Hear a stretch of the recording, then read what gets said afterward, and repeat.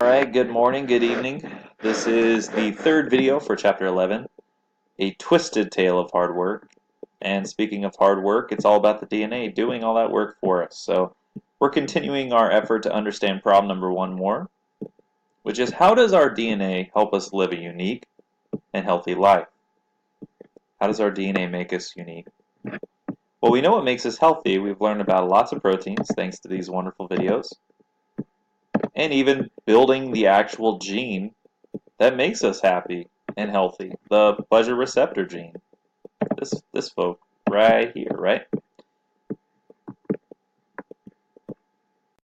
Alright, so back to problem number one. We're going to look at slides to try to help us better understand what makes us all unique based on our DNA. So let's move on down to slide 18.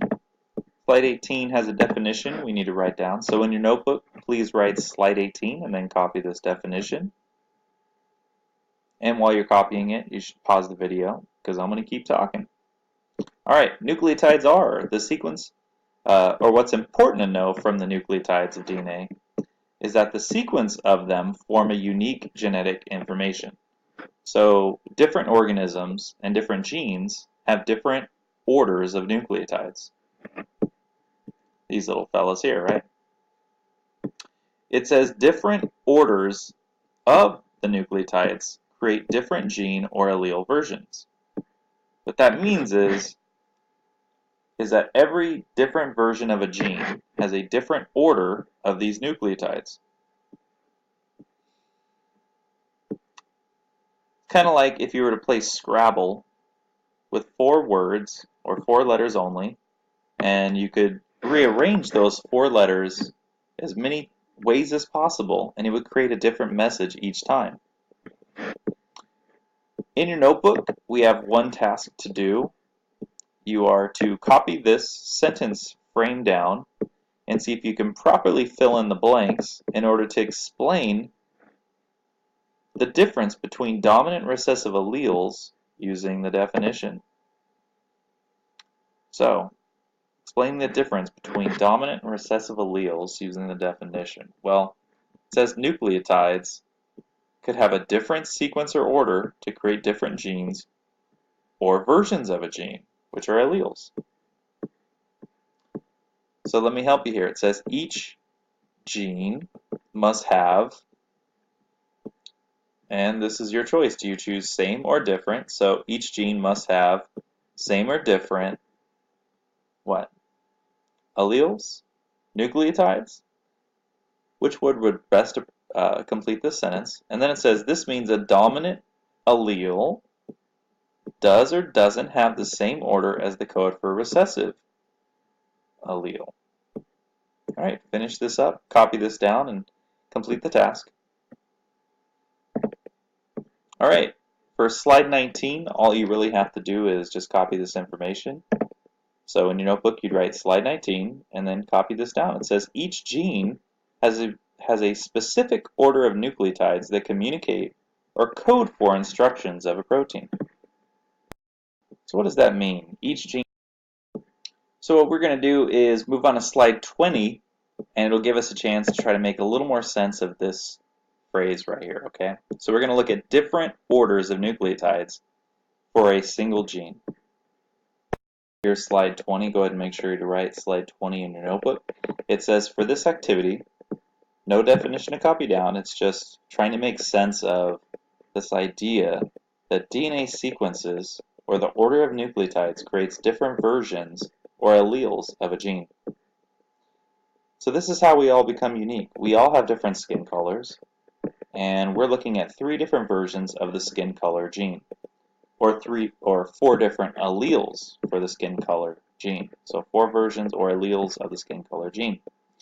Now, what our job is to rank. So you need to write, for slide 20, you'd put rank, and then just do, for allele 1, which is most similar to allele number 1.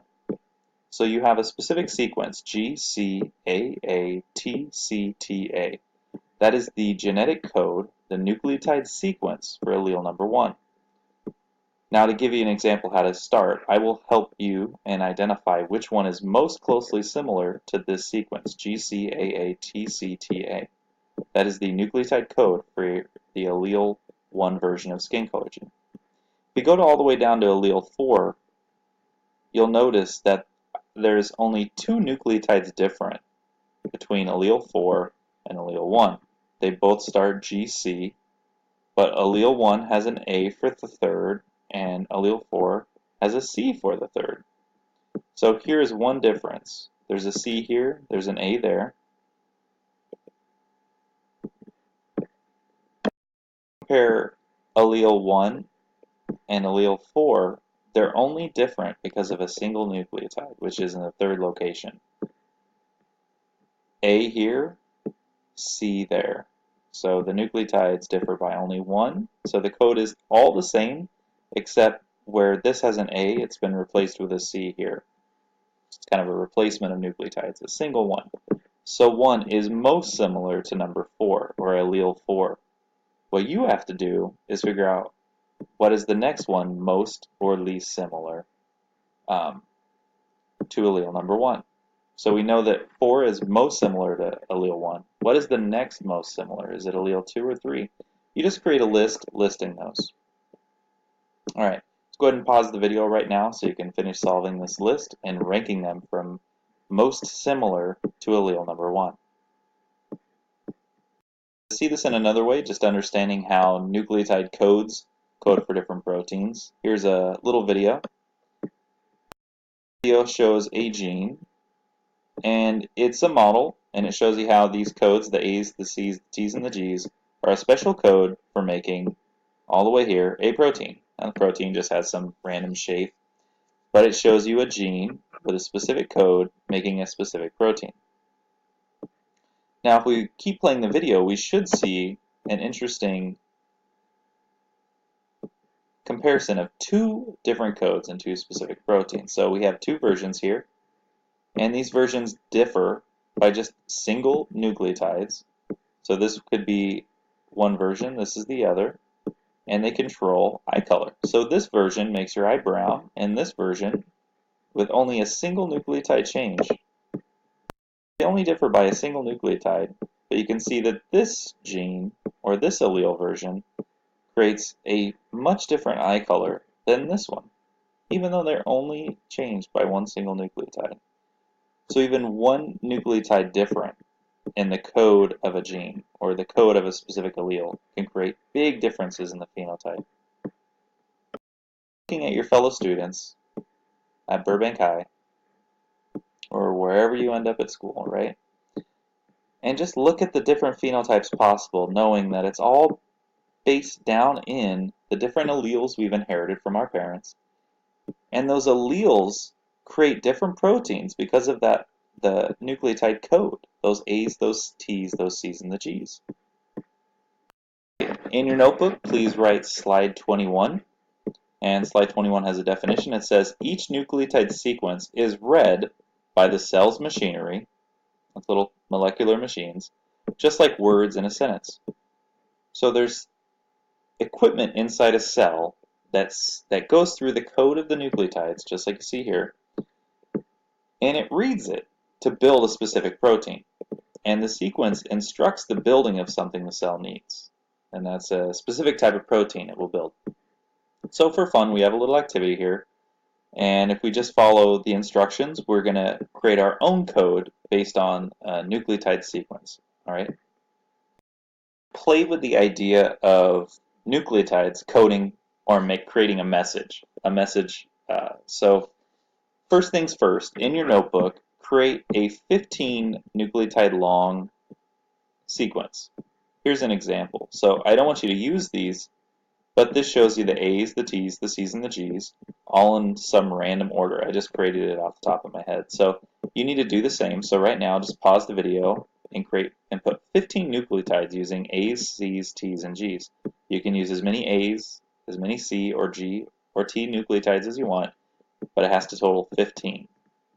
This right here is 15 total, and I just created them off the top of my head. You do the same. Just use A's, T's, C's, and G's. Just create your own unique list right now. Go ahead and do that.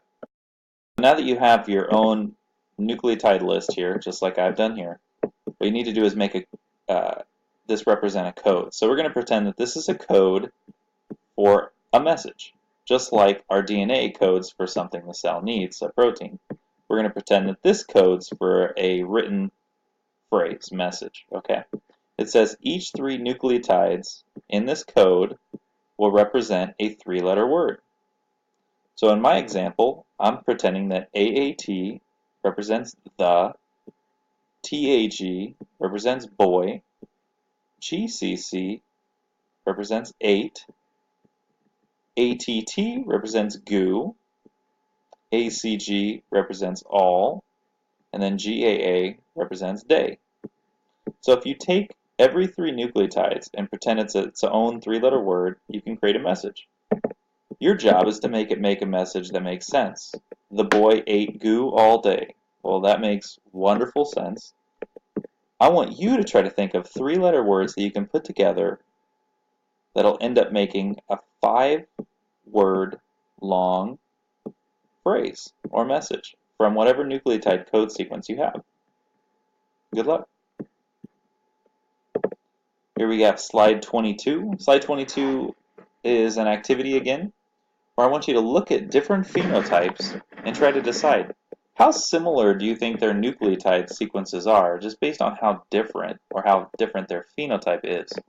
So how similar? So for example, A and B here, of course, write slide 22 in your notebook, but it says for A and B, compare them. So we're looking at the phenotype of A, it's a boy, it's an Asian boy. We're comparing it to the phenotype of this white, red-headed little lady. So them, do you think they have very similar phenotypes or very different? Well, personally, I'd say they're very different.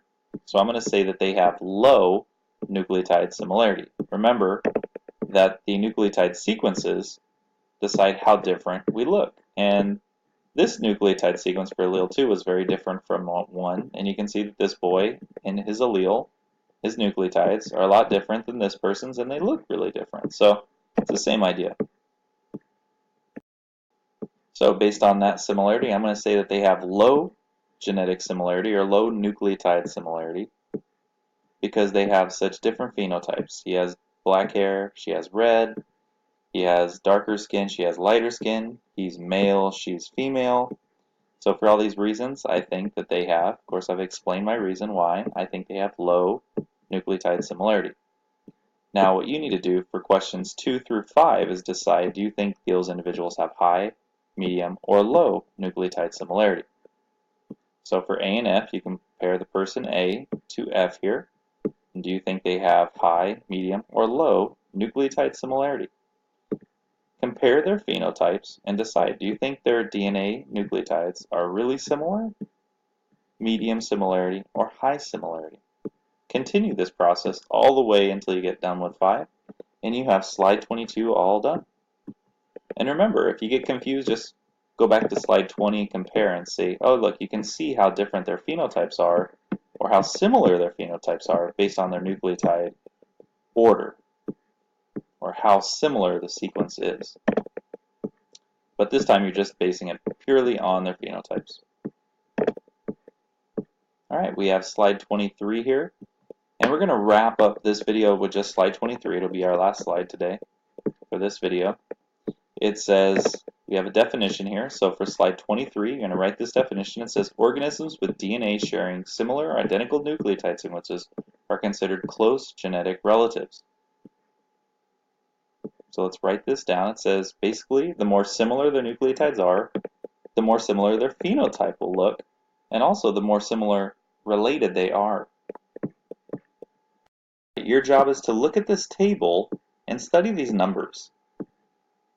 And you can use this table and how high the number or how low it is to decide how genetically similar these species are to one another. So the list here is the same as this list here, and you just line them up where they align. So X levis is 35% genetically similar to Z maize. Homo sapiens are 100% similar to other Homo sapiens. So the same species, that's where you get the hundreds from. is because X borealis and X borealis line up here and they're 100% genetically similar.